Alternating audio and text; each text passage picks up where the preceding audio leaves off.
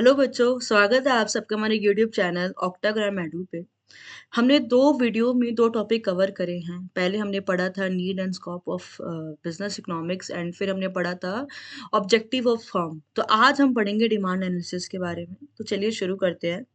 सबसे पहले हम देखते हैं नीड क्या होता है। तो बेसिकली नीड मतलब होता है कि कोई ऐसी चीज़ जो आपके लिए ज़रूरी है सर्वाइव करने के लिए, जीने के लिए, ये हो गई नीड। वांट मतलब होता है कि आपका कोई डिज़ायर है, आपको उस चीज़ को पाने की इच्छा है बट लेकिन ज़रूरी नहीं है कि वो आपके सर्वाइवल में भी हेल्प करे।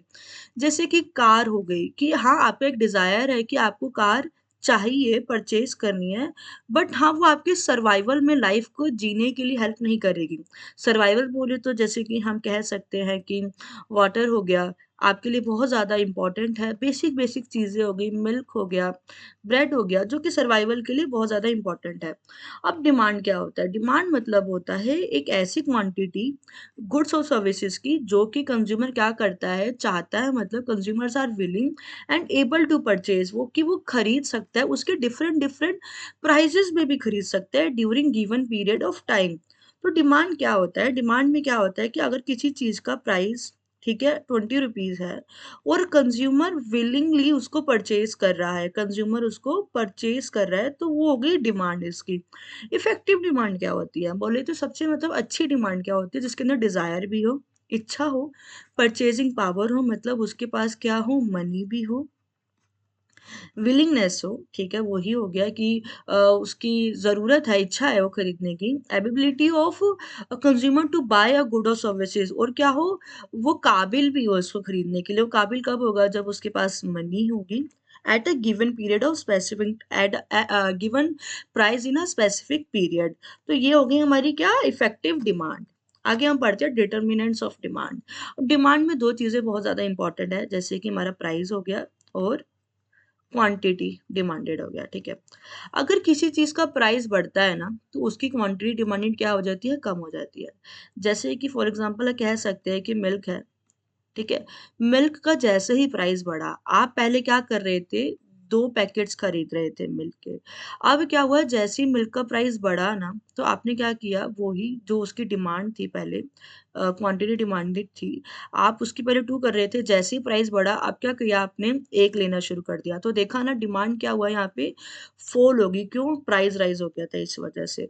तो इसका मतलब क्या है? इसके अंदर क्या होता है? ऑन प्रा इसका जो पहला डिटरमिनेंट है ऑन प्राइस ऑफ गुड जब प्राइस बढ़ता है किसी चीज़ का उसकी डिमांड कम हो जाती है। जैसे ही प्राइस कम होता है डिमांड बढ़ जाती है। वही मिल्क आप 2 ले रहे थे जब वो ₹20 का था, वही जो मिल्क क्या हुआ ₹10 का हो गया। तो आपने क्या किया 3 पैकेट्स लेने शुरू कर दिए क्या? 3 पैकेट्स क्वांटिटी डिमांडेड हो गई उसकी। आपने क्या किया डिमांड उसकी बढ़ा दी क्योंकि जो प्राइस था वो क्या हो गया था फ़ॉल हो गया था। तो यहाँ पे यही बात लिखी है। प्राइस ऑफ सब्स्टिट्यूट अब सब्स्टिट्यूट क्या होता है? कुछ गुड्स ऐसे होते हैं जिसको हम एक-दूसरे से रिप्लेस कर सकते हैं। जैसे टी एंड कॉफ़ी। अगर टी के प्राइस बढ़ जाएँगे, लोग क्या करेंगे जो कॉफ़ी है ना उसकी कंज़म्पशन बढ़ा देंगे। जैसे कि हम एग्ज़ाम्पल लें एक और हम कह सकते हैं कि जो हमारा क्या कहते हैं कोका कोला है, ठीक है? कोका कोला का क्या हुआ प्राइस बढ़ गए तो लोगों ने क्या किया पेप्सी पे क्या कर दिया शिफ्ट कर दिया। तो यहाँ पे क्या हो गया पेप्सी की डिमांड बढ़ गई। कोका कोला के प्राइस बढ़े तो पेप्सी की डिमांड बढ़ गई। तो यहाँ पे सब्स्टिट्यूट गुड्स में क्या होता है जो एक-दूसरे को रिप्लेस करते हैं। एक का प्राइस बढ़ता है ना तो उसका दूसरा सब्स्टिट्यूट उसकी डिमांड को रिप्लेस कर देता है। अब कॉम्प्लीमेंट्री गुड्स होते हैं, कॉम्प्लीमेंट्री गुड्स क्या होते हैं जो एक-दूसरे के बिना यूज़ ही नहीं हो सकते, जैसे कि पेट्रोल एंड कार। अगर पेट्रोल के प्राइसेज़ बढ़ गए तो लोग कार खरीदना कम कर देंगे, अगर वो पेट्रोल ही नहीं खरीद पाएँगे तो वो कार क्यों ही खरीदेंगे? ऐसे ही होता है जैसे कि हम इसमें भी एग्ज़ाम्पल लेते हैं, पेंसिल ले लेते हैं, पेंसिल एंड इरेज़र। अगर पेंसिल की डिमांड बढ़ गई डिमांड नहीं, अगर पेंसिल के प्राइस बढ़ गए, तो क्या होगा लोग उसको खरीदना कम कर देंगे। अगर उसको खरीदना कम कर देंगे, जो हमारी इरेज़र है उसकी भी तो जो डिमांड है वो कम हो जाएगी ना। तो यही है कॉम्प्लीमेंट्री गुड्स। ये क्या होता है आपस में यूज़ होते हैं। अब इनकम लेवल की बात हो रही है, अब इनकम लेवल क्या कह रहा है यहाँ पे अगर क्या होगा किसी की इनकम बढ़ जाएगी। आप पहले क्या कर रहे थे, आपकी पहले इनकम थी 20,000 ठीक है? तो अब क्या हुआ आपकी इनकम बढ़ गई, आपकी 25 हो गई। तो आपने क्या किया जो डिमांड थी ना नॉर्मल गुड्स की जैसे कि हम कह सकते हैं कि आप ब्रेड ले रहे थे, ठीक है? आप शुगर खरीद रहे थे, आप मेडिसिन्स ले रहे थे, ठीक है? तो क्या होगा यहाँ पे तो ये सब क्या ये मेडिसिन तो चलो आपको नेसेसिटी गुड्स में आ जाता है, जो नेसेसरी है, ठीक है? आप मिल्क ले रहे थे, तो आपने क्या किया इन सब की डिमांड बढ़ा दी। पहले अगर आप 1 ब्रेड का पैकेट खरीद रहे थे, आपने क्या किया अब 3 ब्रेड के पैकेट खरीदने शुरू कर दिए। क्यों? क्योंकि आपकी जो इनकम है वो बढ़ गई थी। वहीं कुछ ना हमारी इन्फीरियर गुड्स होते हैं। इन्फीरियर गुड्स क्या होते हैं? ऐसे गुड्स जो कि जिनकी जो क्वालिटी होती है ना वो कम होती है। जब इन्फीरियर गुड्स की क्या होता है, जब हमारी इनकम बढ़ती है ना, क्या हो रही है यहाँ पे हमारी जो कंज्यूमर है उसकी क्या हो रही है इनकम बढ़ रही है, तो वो क्या करता है इन्फीरियर गुड जिसकी क्वालिटी कम होती है ना उसकी डिमांड करना कम कर देता है। और वहीं हमने पढ़ा ना अभी जो हमारे नॉर्मल गुड्स होते हैं उसकी डिमांड बढ़ा देता है जब उसकी इनकम बढ़ती है। तो यहाँ पे यही लिखा है कि इनकम बढ़ेगी तो जो नॉर्मल गुड्स की डिमांड है वो बढ़ जाएगी, वो जो इन्फीरियर जिसकी क्वालिटी खराब है उसकी डिमांड कम हो जाएगी। अब यहाँ पे कंज्यूमर प्रेफरेंसेस, ट्रेंडी गुड्स। अब क्या होता है कोई चीज़ एकदम से मार्केट में ट्रेंड होने लग जाए तो उसकी डिमांड बढ़ जाती है। जैसे अगर आपने अभी देखा होगा कुछ टाइम पहले ओरियो, जो ओरियो बिस्किट्स है, क्या हो रहा था, उसकी कितनी ज़्यादा डिमांड हो गई थी ओरियो बिस्किट्स की। क्या हुआ था कि लोग बहुत ज़्यादा परचेज़ करने लग गए थे, चाहे उसका प्राइस जैसा भी था, डिमांड लेकिन उसकी बढ़ गई थी। तो ट्रेंडी गुड्स था ना इसलिए उसकी हायर डिमांड थी। अब क्या फ्यूचर एक्सपेक्टेशंस, कभी-कभी क्या होता है कि हमें लगता है कि फ्यूचर में इस प्रोडक्ट का क्या है डिमांड राइज़ हो सकता है तो हम उसको आज ही खरीद लेते हैं। तो इसमें ये हो गया। अब पॉपुलेशन ग्रोथ में क्या हो जाता है, पॉपुलेशन ग्रोथ में क्या होता है कि भाई अगर जितने ज़्यादा लोग होंगे उतनी डिमांड होगी। वो ही इसमें यही बात है कि भाई जितनी ज़्यादा पॉपुलेशन है उतनी ज़्यादा क्या है डिमांड भी है। अब आगे बात करते हैं, क्या है डिस्ट्रीब्यूशन ऑफ इनकम। अगर हम इक्वली डिस्ट्रीब्यूशन ऑफ इनकम करेंगे, जैसे कि अगर मान लो कोई रिच और पुअर करके कोई कॉन्सेप्ट होगा ही नहीं, सब क्या है एक ही लेवल पे है, क्या है सेम लेवल पे है। तो क्या होगा यहाँ पे जो हमारी डिमांड है ना हर गुड्स के लिए हाई रहेगी। लेकिन अगर यहीं पे अगर हम अनइक्वल डिस्ट्रीब्यूशन कर देंगे इनकम का, तो भाई जो रिच लोग होंगे वो डिमांड करेंगे लग्ज़री गुड्स के लिए और जो कि हमारे पुअर लोग होंगे वो इंफीरियर गुड्स के लिए डिमांड करेंगे और रिच लोग लग्ज़री गुड्स के लिए। तो इसमें ये बात लिखी है। तो ये हो गए हमारे क्या डिटरमिनेंट्स ऑफ डिमांड। आगे बढ़ते हैं। अब हम बात करते हैं लॉ ऑफ डिमांड की कि लॉ ऑफ डिमांड क्या होता है जो कि बहुत ज़्यादा इंपॉर्टेंट है। बस यही कहता है ये कहता है कि ये स्टेट करता है क्या इसमें एक कॉन्सेप्ट है हमारा ये सेट्रियस पेरिबस का। ये है all other factors remain constant. अभी हमने ऊपर पढ़ा था ना ये चीज़, प्राइस पढ़ा था और ये अलग-अलग फैक्टर्स पढ़े थे। तो इसमें क्या है कि प्राइस को छोड़ के जितने भी फैक्टर्स अभी हमने स्टडी करे हैं ना, ये सारे फैक्टर्स इसमें क्या रहते हैं कांस्टेंट रहते हैं। क्या है कांस्टेंट मतलब कोई यूज़ ही नहीं है इसके अंदर, ध्यान ही नहीं देते इन पे। प्राइस को सिर्फ़ इसमें देखेंगे क्या है अगर प्राइस किसी कमोडिटी का गुड का बढ़ेगा तो क्वांटिटी डिमांडेड क्या हो जाएगी कम हो जाएगी। जैसे हमने भी पढ़ा था प्राइस बढ़ा डिमांड कम होगी, प्राइस कम हुआ डिमांड बढ़ गई। बस लॉ ऑफ डिमांड यही कहता है। अगर हम इसको ग्राफ से और टेबल से देखें तो क्या है, इसमें क्या है देखो पहले प्राइस किसी कमोडिटी का क्या था ₹50, तो उसकी डिमांड कितनी थी 100। जैसे ही प्राइस कम हुआ उसका क्या हुआ डिमांड ज़्यादा हो गई 150 की, और प्राइस कम हुआ और डिमांड ज़्यादा हो गई, और प्राइस कम हुआ और डिमांड ज़्यादा हो गई, और प्राइस कम हुआ और डिमांड ज़्यादा हो गई। तो यहाँ पे काइंड ऑफ क्या है इनवर्स रिलेशनशिप है, एक बढ़ता है और दूसरा घटता है यहाँ पे। तो ये क्या है पहले तो डाउनवर्ड स्लोपिंग है जिसमें ये देखोगे क्या है यहाँ पे अगर प्राइस इतना था तो डिमांड इतनी थी, फिर क्या हुआ प्राइस कम हो गया तो डिमांड देखो कितनी ज़्यादा हो गई, डिमांड ज़्यादा हो गई ना यहाँ पे। फिर क्या हुआ प्राइस और कम हुआ तो डिमांड देखो हमारी और ज़्यादा हो गई, प्राइस और कम हुआ डिमांड और ज़्यादा हो गई, तो प्राइस और कम हुआ डिमांड और ज़्यादा हो गई। तो यही हमारा क्या है लॉ ऑफ डिमांड कहता है। आगे बढ़ते हैं। भाई रीज़न्स क्या होते हैं, लॉ ऑफ डिमांड होता कैसे है? पहला है हमारे इनकम इफेक्ट। अब इसमें क्या होता है इसमें लिखा है अगर प्राइस किसी कमोडिटी का फॉल हो जाए, लेकिन क्या है कंज्यूमर की जो परचेजिंग पावर है ना, वो तब भी क्या होगी इंक्रीज़ हो जाएगी। मतलब क्या है अगर प्राइस किसी चीज़ का कम हो जाए बोले तो पहले किसी कमोडिटी का प्राइस कितना था ₹20 अब वो ₹10 हो गया, तो परचेजिंग पावर तो बढ़ जाएगी ना without an actual rise in income, चाहे इनकम में राइज़ हो या ना हो। और अगर हो भी, अगर मान लो आपकी इनकम जैसे पीछे मैंने पढ़ा भी था, अगर किसी की इनकम 25,000 से क्या हो गई 30,000 हो गई, तो ज़ाहिर-सी बात है डिमांड तो बढ़ेगी ही ना, तो ये भी चीज़ हो गई इसमें। तो क्या है इट मीन्स बाय करेंगे हम और प्रोडक्ट वही अगर मूवी टिकट पहले 300 की थी अब 200 की हो गई, तो ज़्यादा लोग उसको क्या करेंगे देखने जाएँगे मूवी को, तो यही बात हो गई। अब आगे एक दूसरा रीज़न सब्स्टिट्यूशन इफ़ेक्ट। जैसे अभी हमने पढ़ा था कि क्या होता है, जो गुड्स एक दूसरे को रिप्लेस कर देते हैं। अगर एक गुड की जो गुड्स है उसका प्राइस राइज़ हो जाएगा तो कंज़्यूमर है स्विच कर जाएगा जो चीपर वन है। जैसे यहाँ पे क्या हो रहा है, पेप्सी एक्सपेंसिव हो गई, मतलब महँगी हो गई तो लोग क्या करके कोका कोला पे शिफ्ट कर गए, यहाँ पे यही लिखा है। प्राइस फॉल होता है तो लोग क्या करते हैं, गुड्स बिकम जो चीपर होते हैं कंपेयर टू उनके सब्स्टिट्यूट, उसकी डिमांड बढ़ जाती है। तो बस इसमें यही है, आगे बढ़ते हैं। Third, law of diminishing marginal utility. अब यूटिलिटी का मतलब क्या होता है, यहाँ पे यूटिलिटी का मतलब होता है सेटिस्फेक्शन। यहाँ पे हम बात करते हैं सेटिस्फेक्शन की, अगर किसी गुड को हम कंज्यूम कर रहे हैं तो हमें कितनी यूटिल्स मिल रही है, कितनी सेटिस्फेक्शन मिल रही है। मार्जिनल मतलब क्या होता है, जब हम बात करते हैं वन एडिशनल यूनिट की, वन एडिशनल यूनिट कोई हम कंज्यूम कर रहे हैं तो ठीक है, यहाँ पे क्या, अगर कंज्यूमर कंज्यूम करता है वन यूनिट ऑफ गुड, ठीक है, one more unit of good, जो कि उसकी एडिशनल सेटिस्फेक्शन है, मार्जिनल यूटिलिटी जिसको कहेंगे, वो क्या हो जाती है, एक्स्ट्रा हो जाती है और वो डिक्रीज हो जाती है। जैसे कि इसमें एग्जांपल दे रखा है, अगर आपने क्या किया, पिज़्ज़ा का एक स्लाइस लिया, तो भाई आपकी जो मार्जिनल यूटिलिटी है ना, पहले तो चलो सेम रहेगी, आपने एक स्लाइस लिया तो आपकी यूटिलिटी 20 की मिल रही थी, मार्जिनल यूटिलिटी। फिर आपने दूसरा स्लाइस लिया तो वो ऑटोमेटिकली क्या हो जाएगी, कम हो जाएगी, आपकी यूटिलिटी सेटिस्फेक्शन कम मिलेगी। तीसरा स्लाइस लोगे तो और कम मिलेगी, तो ऐसे क्या होता है, डिक्रीज होती रहती है ये। तो इसमें क्या है कि अगर पीपल विल बाय करेंगे मोर एंड मोर, अगर उसका प्राइस ड्रॉप होता है तो मेक कर देता है उसको वर्थवाइल। मतलब यही इसमें एग्जांपल देख सकते हो कि पिज़्ज़ा बस एन्जॉयबल कब लगता है आपको ज़्यादा, फर्स्ट स्लाइस पे। बाकी अगर आप उसकी 4-5 स्लाइसेस लोगे तो सैटिस्फैक्शन है क्या होगा, वो कम होती रहेगी। अब इसको ग्राफ से समझते हैं। इसमें 2 कांसेप्ट होते हैं, total utility, marginal utility. Total utility होता है जब मार्जिनल यूटिलिटी को हम क्या कर सकते हैं, प्लस करते रहते हैं, प्लस करते रहते हैं, ठीक है? अब क्या हो रहा है यहाँ पे, हमने क्या किया, यहाँ पे वन कंजम्पशन किया गुड का तो हमारी टोटल यूटिलिटी 10 थी और मार्जिनल यूटिलिटी भी 10 थी। हमने दूसरा कंजम्पशन किया तो हमारी क्या हुआ, टोटल यूटिलिटी बढ़ी, लेकिन मार्जिनल यूटिलिटी में क्या हुआ, डिक्रीज हो गया, यहाँ पे हमारी मार्जिनल यूटिलिटी कम हो गई। वैसे अगर हमने एक और यहाँ पे क्या किया, एक और कंजम्पशन किया तो यहाँ पे क्या हुआ, टोटल यूटिलिटी बढ़ गई हमारी, और जो मार्जिनल यूटिलिटी है यहाँ पे फिर कम हो गई। तो आप यहाँ देख रहे हो कि मार्जिनल यूटिलिटी बढ़ तो रही है बट डिमिनिशिंग, मतलब डिक्रीजिंग रेट से बढ़ रही है। क्योंकि जो हम टोटल यूटिलिटी बढ़ रही है बट डिक्रीजिंग रेट से बढ़ रही है, क्यों? क्योंकि हमारी मार्जिनल यूटिलिटी है वो क्या हो रही है, डिक्रीज होती जा रही है, जो हमारी सेटिस्फेक्शन है ना वो कम होती जा रही है। फिर क्या हुआ, हमारी टोटल यूटिलिटी बढ़ गई जो हमने दूसरा कंजम्पशन किया, बट मार्जिनल यूटिलिटी और कम हो गई। फिर क्या हुआ, हमारी सबसे ज्यादा कब तक बढ़ी हमारी टोटल यूटिलिटी, जब तक हमने 5 तक का कंजम्पशन किया, तो टोटल यहाँ पे मार्जिनल यूटिलिटी और कम हो गई थी। जैसे ही हमने दोबारा से क्या किया, 6 का कंजम्पशन किया, जो हमारी टोटल यूटिलिटी थी ना वो कांस्टेंट हो गई, वो बढ़ी नहीं, क्या हो गया, कांस्टेंट हो गई, वो बढ़ी नहीं। और जैसे ही हमारी टोटल यूटिलिटी कांस्टेंट हुई ना, हमारी मार्जिनल यूटिलिटी क्या हो गई, ज़ीरो हो गई। फिर जैसे हमने एक और कंजम्पशन किया ना, हमारी जो टोटल यूटिलिटी थी वो ही डिक्रीज़ होने लग गई, और जैसे ही ये डिक्रीज़ हुई हमारी total utility, marginal utility minus में चले गई, वो क्या हो गई, वो नेगेटिव हो गई।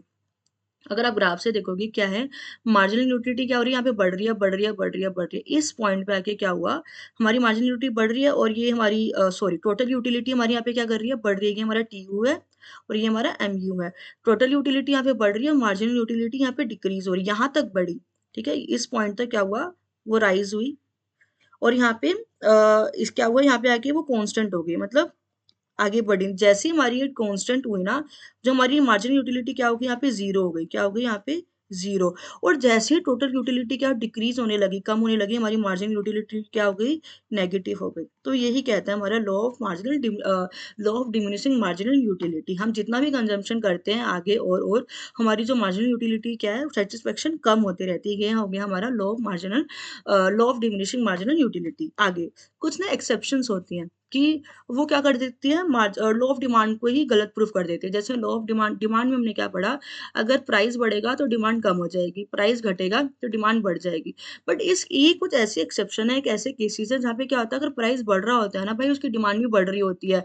नहीं होता इनमें, क्या है, अगर यहाँ पे इनवर्स रिलेशनशिप है ना, यहाँ पे उनका रिलेशनशिप पॉजिटिव रहता है। तो ये कुछ एक्सेप्शन है जहाँ पे क्या होता है, जो हमारा स्लोप बन रहा होता है ना, ये अपवर्ड स्लोपिंग हो रहा होता है। क्या हो रहा होता है, अपवर्ड। आगे देखते क्या क्या एक्सेप्शन है। पहले हमारा आर्टिकल ऑफ डिस्ट्रीब्यूशन। अब जो हमारे प्रोफेसर थे ना वेबलिन, उन्होंने कहा था कि कंज्यूमर ना डिमांड करते हैं ऐसे प्रोडक्ट की जब उसका प्राइस क्या हो रहा था, इंक्रीज हो रहा होता है। क्यों करते हैं, because of just social status. जैसे डायमंड हो गया, लोग डायमंड की डिमांड क्यों करते हैं भाई? क्योंकि उसका जो प्राइस होता है वो हाई होता है, इसलिए। ऐसी कार्स कार्स की जो लग्जरी कार्स होती है उसकी डिमांड भी तो इसलिए हो रही होती है क्योंकि क्या होता है, प्राइस हाई होता है। हमारे स्मार्टफोन होते हैं जैसे आईफोन हो गया, तो उसकी भी लोग डिमांड क्यों कर रहे होते हैं? इसलिए तो कर रहे होते हैं क्योंकि उसका प्राइस हाई है, एक स्टेटस के लिए, एक है स्टेटस सिंबल के लिए। तो वही वेबलिन इफेक्ट जो क्या होता है वो अप्लाइज होता है किस पे, लग्जरीज और हाई एंडेड जो गुड्स होते हैं कि परचेज करे जाते हैं, वो इसलिए परचेज करे जाते हैं क्योंकि क्या, क्योंकि उसकी जो प्राइस है ना वो ज़्यादा है। अनलाइक वो नॉर्मल गुड्स की तरह नहीं होते कि उस क्या कि अगर उसके प्राइस हाइक हुए बढ़े तो उसकी जो परचेजिंग पावर है वो डिक्रीज हो जाएगी, नहीं। लेकिन यहाँ पे क्या करते हैं, हाई प्राइस अट्रैक्ट करते हैं बायर्स को, यही है, बिकॉज ऑफ उसकी अच्छी क्वालिटी की वजह से, सोशल स्टेटस की वजह से और सिम्बल्स वेल्थ की वजह से। ठीक है, इसको हम स्नॉब अपील भी कहते हैं। इसके अंदर क्या होता है, अगर वो कोई चीज़ कॉमन है ना तो उसकी डिमांड कम होने लग जाएगी, इसका मतलब ये है। अगर डायमंड कॉमन होता ना तो उसकी डिमांड इतना नहीं होती, डायमंड का प्राइस अच्छा है, डायमंड कॉमन नहीं है इसलिए उसकी डिमांड क्या है, ज़्यादा है, तो ये है हो गई दूसरी एक्सेप्शन। गिफन गुड्स, अब गिफन गुड्स क्या होते हैं, ये काइंड ऑफ इंफीरियर गुड्स होते हैं जो कि स्टेबल गुड्स है। इसका क्या होता है, इसके ना सब्स्टिट्यूट्स नहीं होते। अगर इसके इतने सब्स्टिट्यूट नहीं होते, जैसे ब्रेड हो गई, व्हीट हो गया, पोटैटोज़ हो गए। अब पोटैटोज़ का तो कोई सब्स्टिट्यूट नहीं है, पोटैटो तो पोटैटो ही है। गेहूँ भी गेहूँ ही है, एक ही तरह से उसका हमारा प्रोडक्शन होता है, ठीक है? तो क्या है, गिफन गुड्स ऐसे गुड्स होते हैं वो मोस्टली लो इनकम ग्रुप्स के लिए होते हैं। चाहे उनका प्राइस बढ़ जाए गिफन गुड्स का, लेकिन जो उसकी डिमांड है ना वो भी उतनी ही रहती है, वो भी बड़ी ही रहती है। अगर व्हीट का प्राइस बढ़ जाएगा, लोग तब भी व्हीट ही खरीदेंगे, ठीक है? वो उसके सब्स्टिट्यूट मतलब जो और सब्स्टिट्यूट हो गए व्हीट का तो वैसे कोई सब्स्टिट्यूट है नहीं, लेकिन फिर भी जो उससे कॉस्टलियर चीज़ है, अगर हमें अपना सर्वाइवल करना है, लोग मीट या फ्रूट पे शिफ्ट नहीं कर जाएँगे क्योंकि व्हीट का प्राइस बढ़ गया है, वो रहेंगे व्हीट पे ही। तो यही गिफन गुड्स होते हैं। इसके अंदर क्या होता है, प्राइस राइज़ होता है, चाहे हमारी रियल इनकम फॉल्स होता है। लेकिन जो कंज़्यूमर है ना, वो खुद को एक्सपेंसिव गुड्स फिर भी नहीं खरीदने के लिए वो कर पाते हैं खुद को मोटिवेट। वो क्या करते हैं, गिफन गुड्स पे ही रिलाई करते हैं। तो ये हमारे एग्ज़ाम्पल्स हो गए, जैसे तेल हो गया कुकिंग के लिए, ठीक है? बेसिक चीज़ें हो गई, हम ब्रेड को ही चूज़ करेंगे हमेशा, मीट को नहीं करेंगे। तो यही चीज़ है, ये क्या हो गए, गिफन गुड्स हो गए। फिर अब प्राइस क्वालिटी परसेप्शन, अब क्या होता है, वही लोगों को कैसे क्या लगता है कि अगर भाई इस चीज़ का प्राइस ज़्यादा है ना तो इसकी क्वालिटी अच्छी होगी अगर प्राइस ज़्यादा है तो। लेकिन ये क्या है, इसमें एग्ज़ाम्पल है, ये दोनों सेम क्वालिटी है इन दोनों की, लेकिन क्या है, बस बिकॉज़ ऑफ ये अच्छे स्टोर पे मिल रहा था, ये नॉर्मल से स्टोर लोकल स्टोर पे, और इसका प्राइस कम था 500 और ये 5000 था क्योंकि अच्छे से शोरूम में रखा हुआ था। तो लोगों ने क्या सोचा इसकी क्वालिटी अच्छी होगी, तो इसमें क्या है, प्राइस क्वालिटी परसेप्शन कहा जाता है। चाहे उसका डिमांड हाई हो, लोग बेटर क्वालिटी के चक्कर में उसकी डिमांड भी क्या करेंगे, ज़्यादा करेंगे, चाहे प्राइस हाई हो। तो यही चीज़ हो गई, ये क्या हो गई, प्राइस क्वालिटी परसेप्शन। आगे नेसेसिटीज़ गुड्स, अब कुछ कुछ ऐसे होते हैं जो कि हमारे लिए ज़रूरी होते हैं। जैसे मैंने अभी कहा था ना, मेडिसिन ऐसी है कि भाई हमारे लिए बहुत ज़्यादा इंपॉर्टेंट है। चाहे उस मेडिसिन का प्राइस बढ़ जाए, अगर हमें उसकी नीड है तो डिमांड भी उसकी बढ़ी ही रहेगी।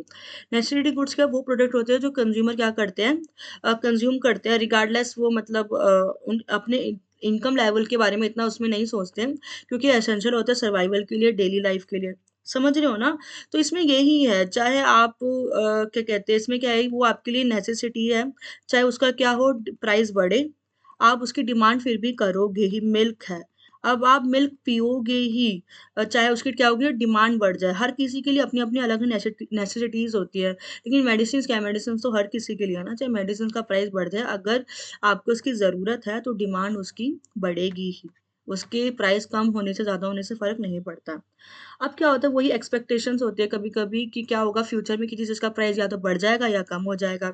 अगर मान लो प्राइस बढ़ जाएगा, फ्यूचर में राइज़ हो जाएगा, तो क्या करते हैं लोग, उसकी आज ही डिमांड बढ़ा देते हैं। उन लोगों को लगता है उसका फ्यूचर में प्राइस कम होने वाला है, तो लोग उसकी आज ही डिमांड क कम कर देते हैं कि भाई कल को कम होगा ना तो हम कल खरीदेंगे, आज क्यों खरीदें? जब हमें पता है आज से 10 दिन बाद जो मूवी की टिकट अभी 500 की है और आज के मान लो 10 दिन बाद मूवी की टिकट हमें ₹100 में मिल जाएगी, तो हम तब देखने जाएँगे ना। तो उसमें यही केस है। अगर मान लो हमें लग रहा है कि प्राइस फ्यूचर में बढ़ जाएगा, तो आज हम डिमांड बढ़ा देते हैं। लग रहा है कि फ्यूचर में प्राइस कम हो जाएगा, तो आज हम उसकी डिमांड कम कर देते हैं। तो बस यही है। आगे, अब ये है हमारा डेमोंस्ट्रेशन इफ़ेक्ट। अब इसमें क्या होता है कि लोग ना कॉपी करते हैं। दूसरों के कंज़म्पशन पैटर्न को। मतलब वो क्या है कि लोगों को देख-दाख के मतलब अपनी डिमांड करते हैं।